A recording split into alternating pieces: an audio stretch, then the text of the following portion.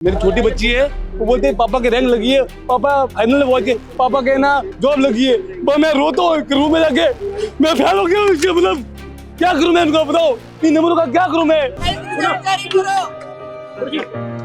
Fail कर दिया, मुझे फेल कर दिया पूरा। चौथी शिफ्ट में होने के कारण मेरे को ये दोस्त, मेरा क्या दोस्त था इसमें, जो आज मैं इस तरह भटक रहा हूँ यहाँ पर। 124 में नहीं हुआ मेरा, ओबीसी फीमेल में 124 में नहीं हो रहा मेरा, और हमारे साथ ऐसा हो रहा है, क्यों हो रहा है हमारे साथ ऐसा? मैं मेरा हक मांग रही हूँ, कोई भीख नहीं मांग रही हूँ मैं। मेरे पास वाला लड़का 106-7 नंबर वाला सिलेक्ट हो रहा है, मैं 133 वाला घर पे बैठा हूँ। मेरे माँ बाप है, अनपढ़ है, वो नॉर्मलाइजेशन को नहीं समझते सर। सर मेरे इतनी नौबत आ गई है फांसी तक खाने की, तो आप बता रही है सर मेरे आलोक राज जी क्या सो गए क्या जाके? 1 साल हो गया मैंने मेरी गुड़िया का चेहरा नहीं देखा। 128 नंबर है, 19,000 रैंक पे फेंके, एमबीसी कोटे जाता हूं। रिवाइज रिजल्ट करो, नॉर्मलाइजेशन बंद करो। तो इस वक्त हमारे साथ क्या नाम है सर आपका? अमित भारद्वाज। अमित भारद्वाज हैं, टीचर हैं। अमित जी क्या मामला है, क्या के लिए नॉर्मलाइजेशन क्या है, जनता ये भी जानना। देखिए, सबसे बड़ी बात तो ये है कि सरकार ने बच्चों के साथ बहुत बड़ा भेदभाव किया है इसमें, क्योंकि सरकार का जो रिजल्ट निकालने का तरीका है ना वो बहुत गलत है। क्योंकि देखिए, किसी बच्चे को बहुत फायदा हुआ है, किसी को बिल्कुल नुकसान हुआ है। तो सरकार या तो स्पष्ट करे, सारी चीजें बताए कि भाई हमने ऐसा किया है, इस तरीके से किया है। कि कुल मिलाकर बात यह है कि बच्चे को बिल्कुल अंधकार में रखा गया है, पूर्ण रूप से अंधकार में रखा गया। बच्चे के फेवर में कुछ भी नहीं कहा गया इसमें।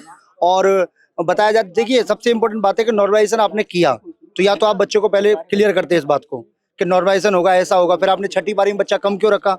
सबको बराबर बांटते, सबको बराबर देना चाहिए था, प्रत्येक पारी में बराबर बच्चा होना चाहिए था। भाई आपने कम बच्चा हुआ, पेपर कठिन हुआ, उसकी वजह से तुमने नॉर्मलाइजेशन किया। अब किसी को नहीं पता ना इस बात का, तो फिर तुमने ये कैसे डिसाइड किया कि पेपर कठिन है? भाई आप बताइए, किसी बच्चे को पता हो, किसी को भाई पेपर कठिन कौन सा होता है, सरल कौन सा होता है? पढ़ने वाले बच्चे के लिए तो हर आसान होता है, नहीं पढ़ने वाले के लिए सब कठिन होता है। तो आप कैसे डिसाइड किए?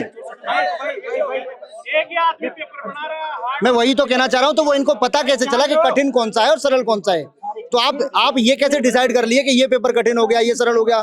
तो ये बच्चों के साथ भेदभाव किया गया है, बहुत ही गलत किया गया। मतलब कि बच्चों के साथ जो किया है बहुत अन्याय किया, और हम इन बच्चों के साथ खड़े हुए हैं। मुकेश पंचोली सर का के साथ हूं मैं, और मुकेश पंचोली सर की कोचिंग में मैं वर्क करता हूं और उन्हीं की कोचिंग का एमडी हूं।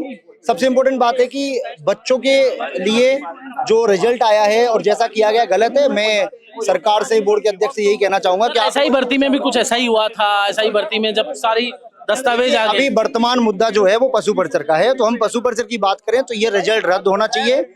बच्चों के साथ जो अन्याय हुआ है उसे सही करें और इस रिजल्ट को दोबारा से पुनः जारी करें, बिना नॉर्मलाइजेशन के जारी होना चाहिए। मैं तो बस यही कहना चाहूंगा, और बाकी तो सब आप लोग बिल्कुल सारा पेपर सब। सर एक मिनट सर, आप खड़े एक तो सर इसमें एक मुद्दा होता सर इसमें, सर बताएंगे। जैसा कि सर ने कहा, संतोष जी, हमने देखा कई बार को कि छठी पारी के अंदर बच्चों का मतलब परसेंटेज रेशियो ज्यादा है। मतलब अधिकतर बच्चे छठी पारी के पास किए, 1 से लेकर 5वीं पारी का कोई बच्चे पास नहीं है।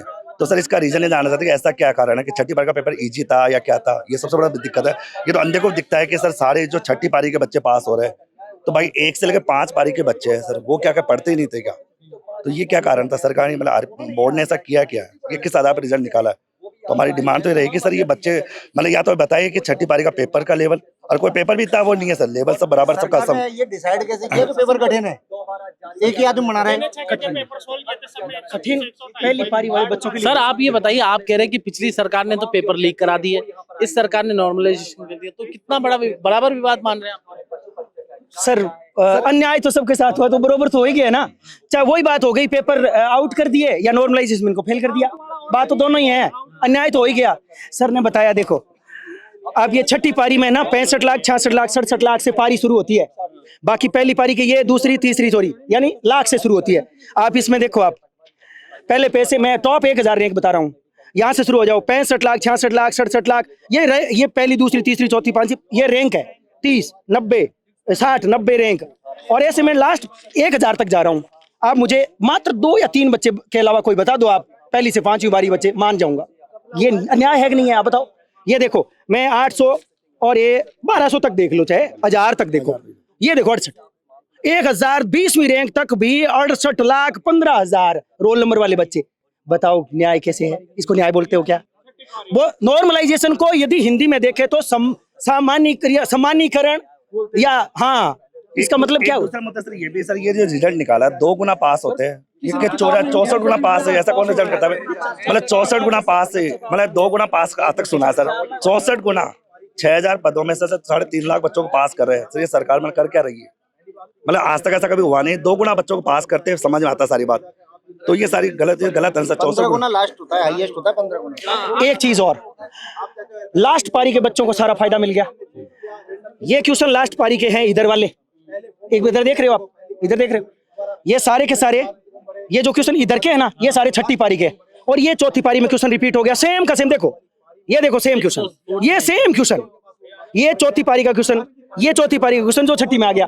अब सेम क्वेश्चन रिपीट हो गए, फिर नॉर्मलाइजेशन में छठी को ही फायदा, सारे क्वेश्चन रिपीट है। ये रे, ये देखो, ये देखो, ये पहली पारी में आया, सेम का सेम छठी में आ गया।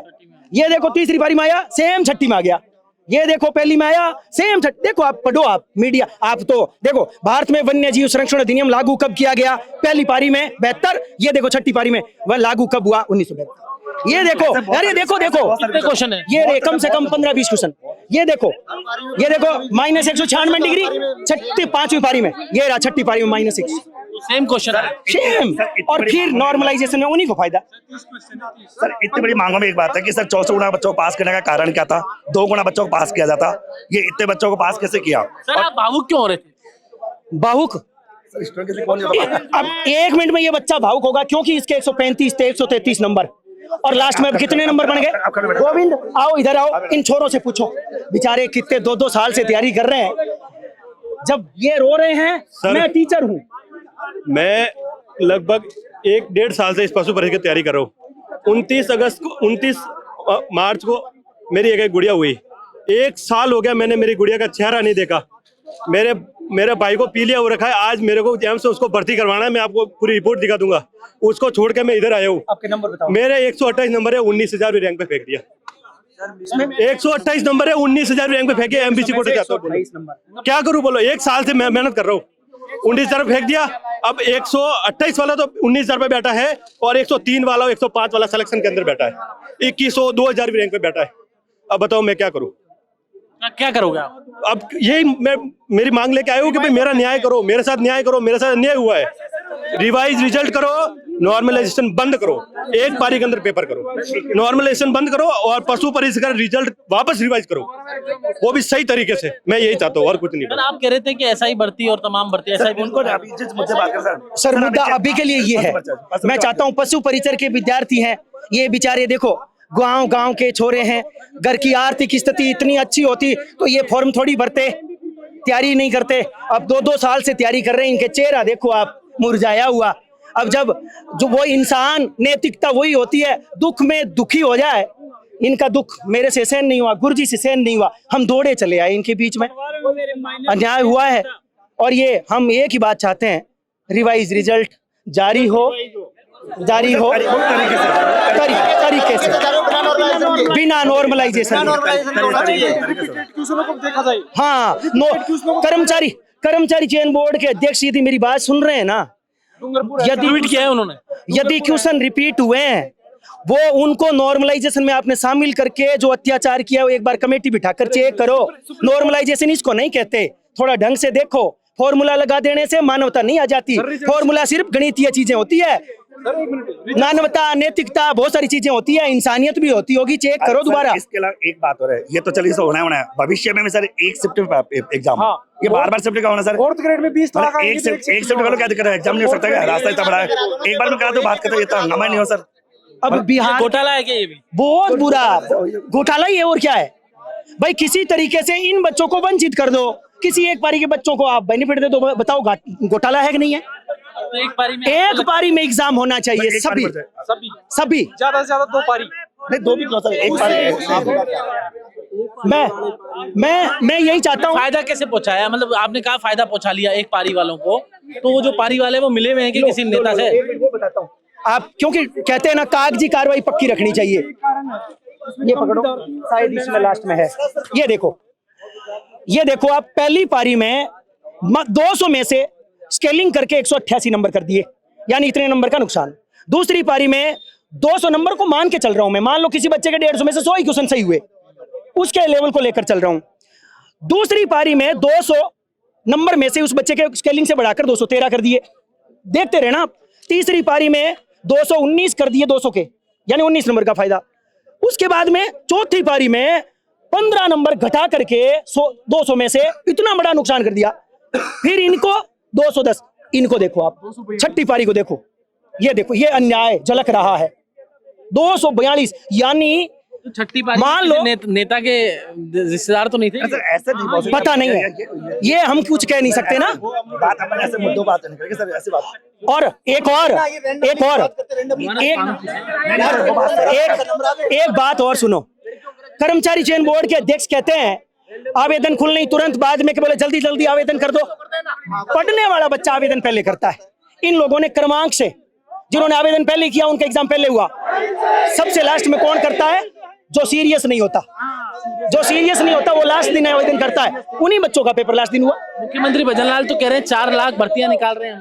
अरे सर वो भर्तियां, गुरुजी सर मैं तो सर आप ना सर जो मुद्दा है ना उस मुद्दे पे बात करेंगे। सरकार कह रही है 4 लाख। बोर्ड की गलती बताऊं, बोर्ड की गलती नंबर 1 तो पशु बच्चे सर, एक तो सिलेबस जारी किया एग्जाम से 3 महीने पहले, जबकि सिलेबस आ रहा है बहुत पहले, एक तो गलती है। फिर एक तो 6 शिफ्ट पेपर कराना, ये गलती है। जब आराम से एक शिफ्ट पेपर हो सकता था तो 6 शिफ्ट को कराया। तीसरी गलती है कि छठी शिफ्ट के बच्चों को ज्यादा बेनिफिट होना, बाकी को बेनिफिट नहीं होना। तो ये क्या है? ये चाहिए बस। तो इसका एक समाधान है, एक तो भविष्य में एक ही शिफ्ट में पेपर हो। अरे नॉर्मलाइजेशन सिस्टम है ना, इसको तरीके से करे। क्या तरीके करें? तरीका जैसे मान लो कि कोई क्वेश्चन रिपीट हो रहा है, एक क्वेश्चन है, कुछ क्वेश्चन जो चौथी पारी में बारे और छठी पारी में आ रहे, बेनिफिट छठी को क्यों मिल रहा है, चौथी को क्यों नहीं मिल रहा? सारे बच्चे छठी पारी के पास हो रहे हैं, 1 से 5 क्यों नहीं हो रहे? ये भाई साहब 138 नंबर लाके बैठे थे, ये फेल हो रहे, बाकी 100 वाला पास हो रहा है। ये क्या है बताओ? एक भी बच्चे का सिलेक्शन नहीं हुआ, चौथी और पहली पारी में से एक भी बच्चे का फाइनल सिलेक्शन नहीं हो रहा। जबकि नंबर ज्यादा है, बस ये मैटर है। नॉर्मलाइजेशन में नंबर ज्यादा कम करो, लेकिन एक भी बच्चे का सिलेक्शन। मेरे 130 नंबर आ रहे और 9840 रैंक आ रही एमबीसी से, मतलब चौथी सीट में पेपर था। मेरे साथ वाला 130 वाला छठी पारी में बच्चा बेटा, उसके नंबर हो गए 159। कितने हो गए? 159। 150 में से 159 हो गए। मैं चौथी पारी में बैठा, मेरी गलती थी चौथी पारी में बैठने की, तो मेरे हो गए 116। मेरी गलती ये थी कि मैं चौथी पारी में बैठा और उसके 159 हो गए। मेरी ये गलती थी कि मैं चौथी पारी में बैठा, बस सिर्फ ये गलती थी। वो किस्मत की बात, उसने बोल दिया कि किस्मत का खेल है, जुआ है, लॉटरी एग्जाम में जुआ है। मैंने लॉटरी, अब मैंने ये सोचा कि पहला तीसरा छठा ये करे, मतलब लॉटरी सिस्टम थोड़ी सर। 135 सही हो रहा है जनरल में। आप नॉर्मलाइजेशन में बात करते हो, 135 का नंबर बिल्कुल 3,83,000 में बिल्कुल ही नहीं है। ये देखो, ये देखो, मैंने कोई पेपर नहीं देखा, मैंने कोई एक बात और, एक बात गौर से सुनना। जब बड़ी ज्यादा पारियों में पेपर होते हैं ना, तो पहली पारी के बच्चों को पता नहीं होता क्वेश्चन क्या आएगा, कहां से आएगा, कैसा आएगा। उन बच्चों के साथ भी तो अन्याय हुआ। बाकी तो चलो ठीक है, बाद में धीरे धीरे सबको पता चल जाता है कि क्वेश्चन का लेवल क्या है। इस बच्चे का नंबर देखो आप, पहली पारी का बच्चा है, 129 नंबर इसके बन रहे थे, काट करके इसको कौन सी रैंक पर फेंक दिया? 5000 प्लस रैंक आ रही, 6000 प्लस रैंक आ रही है सर। बताओ अन्याय है कि नहीं है? 129 नंबर मायने रखता है साहब। छठी पारी वाली को ये पता है शुरू के 5 पेपर में कितने क्वेश्चन रिपीट हुए हैं, हमें क्या पता था? हमारे होने चाहिए नॉर्मलाइजेशन। ये कौन सा नॉर्मलाइजेशन है? बाहर कर दिया। मैं मेरी कैटेगरी में नहीं आ रहा। मैं सोच रहा था 2000 में रैंक आएगी मेरे बच्चे के 52 नंबर। अरे बैठ जाओ, बाकी आप आगे रहो, एक-एक आप बच्ची छोटी बच्ची है, ये बोलती है मेरी छोटी बच्ची है, वो बोलती है पापा है ना, पापा की रैंक लगी है। मेरी छोटी बच्ची है, वो बोलते हैं पापा की रैंक लगी है, पापा फाइनल में पहुंच गए, पापा के ना जॉब लगी है। मैं रोता हूँ रूम में जाके, मैं फेल हो गया। मतलब क्या करूं मैं, इनको बताओ, इन नंबरों का क्या करूं मैं? जब मुझे फेल कर दिया है, मैं पापा मुझे बात नहीं करते, मेरी मम्मी मुझे बात ही नहीं करती है, क्या करूं मैं इन नंबरों का?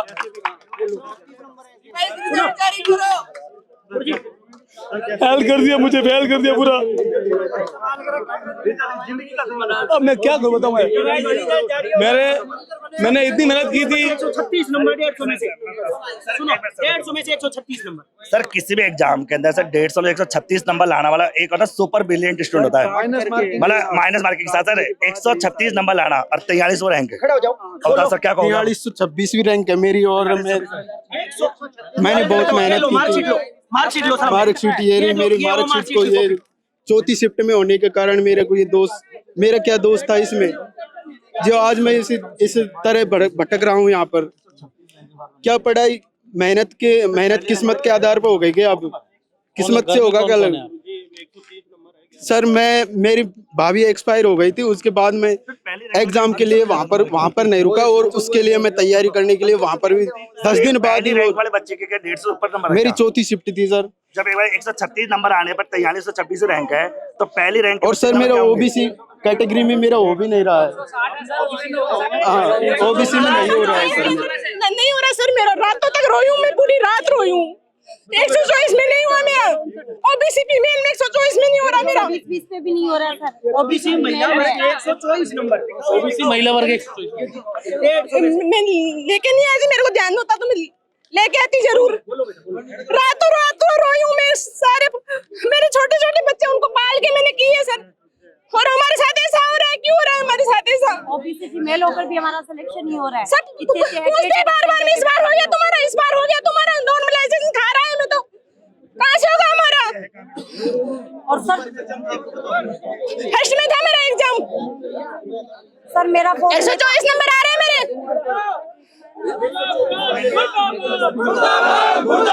क्या करें आप बताओ?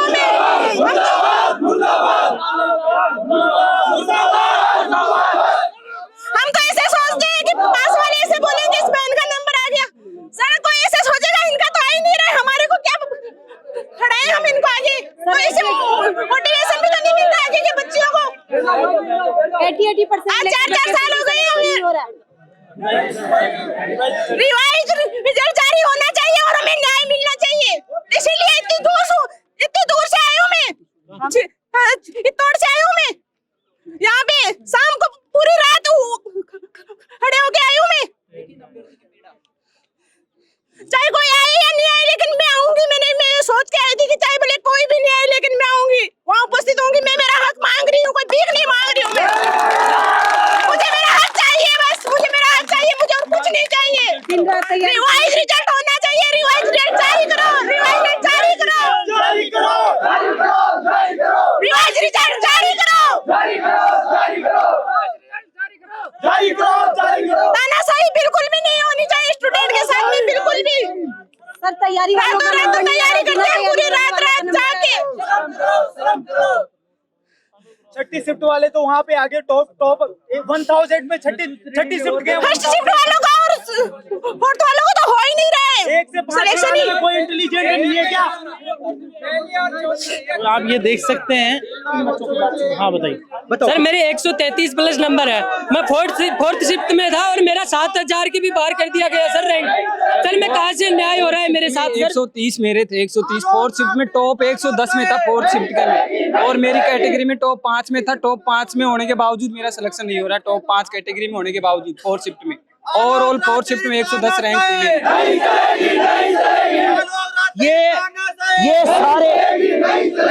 ये सारे बच्चे, ये सारे के सारे, एक मिनट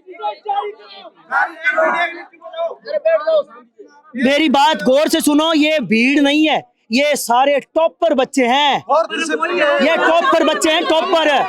ये भीड़ नहीं है, ये निठल्ले नहीं है, ये बेले नहीं है, ये पढ़ने वाले छोरे हैं, टॉपर है सारे। कुछ तो होगा ही ना। 9 महीने अंदर रह के पढ़ाई की, 9 महीने अंदर रह के पढ़ाई की, खुद के घर की शादी तक एंजॉय नहीं कर पाया मैं। मेरे पास वाला लड़का 106-7 नंबर वाला सिलेक्ट हो रहा है, मैं 133 वाला घर पे बैठा हूँ। मेरे माँ बाप है, अनपढ़ है, वो नॉर्मलाइजेशन को नहीं समझते सर। उनको सर मैं क्या जवाब दूं अब? सर मेरे इतनी नौबत आ गई है फांसी तक खाने की, आप बता रही है सर। मेरे इतना बुरा हो रहा है सर मेरे साथ। आलोक राज जी क्या सो गए क्या जाके? इतना बुरा नॉर्मलाइजेशन कौन करता है? अच्छी थी जिनकी सर मैं तो आलोक राज जी से एक ही निवेदन करूंगा कि जितनी पोस्ट है उन सभी को 6 से डिवाइड करके दोबारा रिजल्ट जारी किया जाए। रिवाइज रिजल्ट देखिए सर, यहाँ पर जितने भी, एक मिनट सर, यहाँ पर जितने भी भीड़ है ना सर, ये 120 प्लस बच्चे हैं, मतलब 120 से नंबर है सर। अब बताओ, ये सब लोग मेरिट लिस्ट से बाहर है, अब बताओ सर क्या कहोगे इसको? मतलब सारे फेल है। 120 से ज्यादा नंबर है, उसके बाद भी नॉर्मलाइजेशन का बात कहकर इनको बाहर कर दिया गया है। लिहाजा पशु परिचर भर्ती परीक्षा का परिणाम दोबारा जारी करने की बात कर रहे हैं और लगातार जो कर्मचारी चयन बोर्ड के अध्यक्ष हैं उनके खिलाफ नारेबाजी हो रही है, सरकार के मुखिया के खिलाफ नारेबाजी हो रही है। इनका कहना है कि ये परिणाम वापिस हो और इनको न्याय मिले। जितेश जेठमलानी, जयपुर, राजस्थान।